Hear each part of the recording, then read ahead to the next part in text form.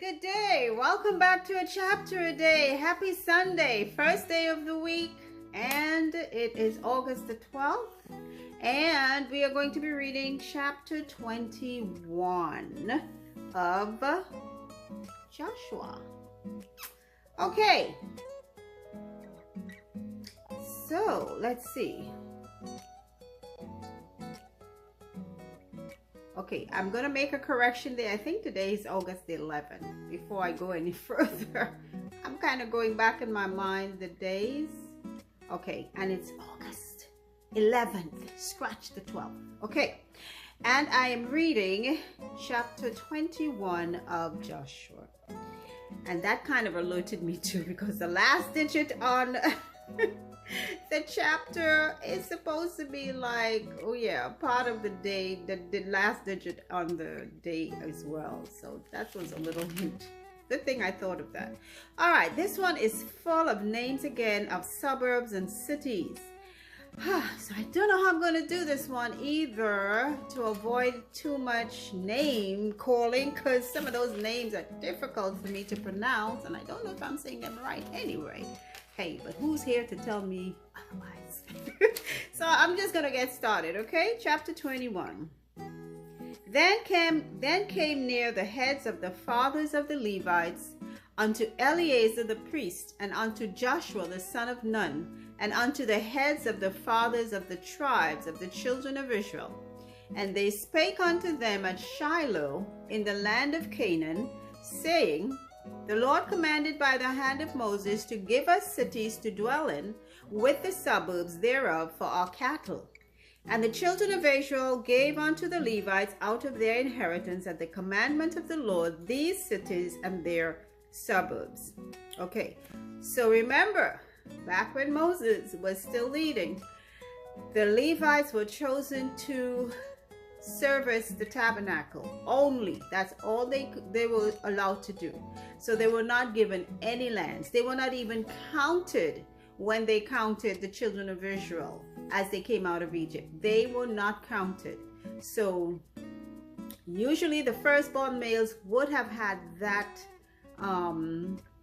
position that the Levites had taken, but God gave it to the Levites specially.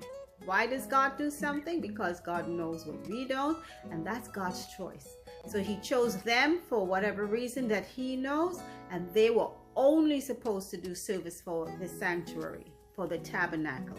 So he instructed Moses that the land to go towards the Levites were to come from the other tribes. So this is what they're about to do now. Okay, and verse 4, and the lot came out for the families of the Kohathites, and the children of Aaron the priest, which were of the Levites, had by lot out of the tribe of Judah, and out of the tribe of Simeon, and out of the tribe of Benjamin, 13 cities. So that went to the family of the Kohathites, because I believe Kohath was one of Aaron's sons. Verse 5, and the rest of the children of Kohath had by lot out of the families of the tribe of Ephraim, and out of the tribe of Dan, and out of half tribe of Manasseh, 10 cities. And the children of Gershon had by lot out of the families of the tribe of Issachar, and out of the tribe of Asher, and out of the tribe of Naphtali, and out of half tribe of Manasseh in Bashan, 13 cities. The children of Merari by their families had out of their tribe of Reuben, and out of the tribe of Gad, and out of the tribe of Zebulun, 12 cities. These were the sons of Aaron. You had Kohath, Gershon, and Merari. So these are the lands being given to their descendants by the other tribes. Okay? Verse 8.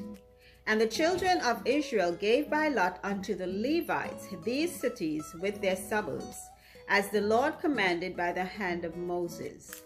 And they gave out of the tribe of the children of Judah, and out of the tribe of the children of Simeon, these cities which are here mentioned by name, which the children of Aaron, being of the families of the Kohathites, who were of the children of Levi, had, for theirs was the first lot.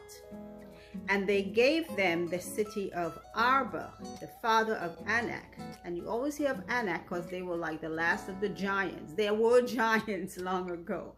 So when we have these mythical, like Jack and the Beanstalk, etc., they got that from scriptural writings, I'm sure. And some places in history, I'm sure it's also recorded. There were giants. Okay.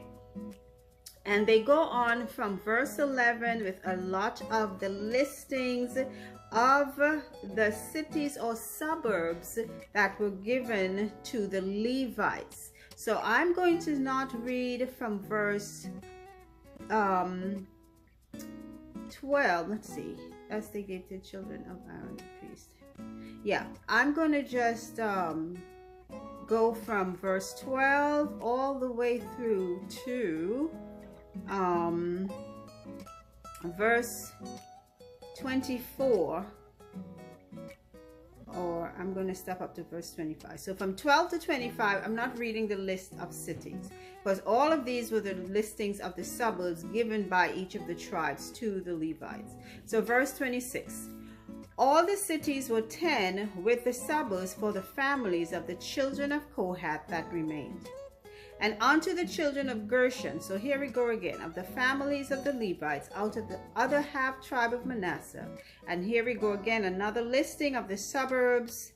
And every tribe is giving up their lands, because that is what God commissioned them to do. So there can be no selfishness saying you get your own, because they knew what God commissioned the Levites to do. They could not work otherwise except but in the sanctuary. So every tribe gave of their lands. So I'm going to come off verse 27 and come all the way down, and I am going to pick up on verse 43. So all of that 27 to 42 are listings of more cities, a lot of names, so I'm not reading them. So verse 43, and the Lord gave unto Israel all the land which he sware to give unto their fathers, and they possessed it and dwelt therein. And the Lord gave them rest round about, according to all that he sware unto their fathers. And there stood not a man of all their enemies before them.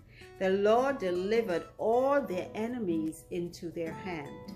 There failed not aught of any good thing which the Lord had spoken unto the house of Israel. All came to pass. That is the end of chapter 21. Again, I did not read the listings of the names of the cities, but every tribe gave of their cities to the children of the Levites, and Aaron's sons were included in there. Now, God is finished. I mean, the work for the land distribution is finished, and God has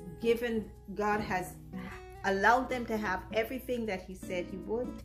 They said that nothing failed. That means they were prosperous and prospering. And everything that God said came to pass. And I would say this remains for us today too. Whatever God has for us is a good thing. God will never give us anything that is not good. Every good and perfect gift comes from God. And when we get it, we ought to recognize that's from God. Some people say, hey, I did this myself. I bought myself up by the bootstraps. Hey, if that's what you think. But I'd also say this, that everything God gave them came also with a condition that they obey God's word. And it's the same thing for us today. We cannot throw out God's commandments, do what we want, and think that we are going to be blessed by God and it's going to be well with us and God. It's not.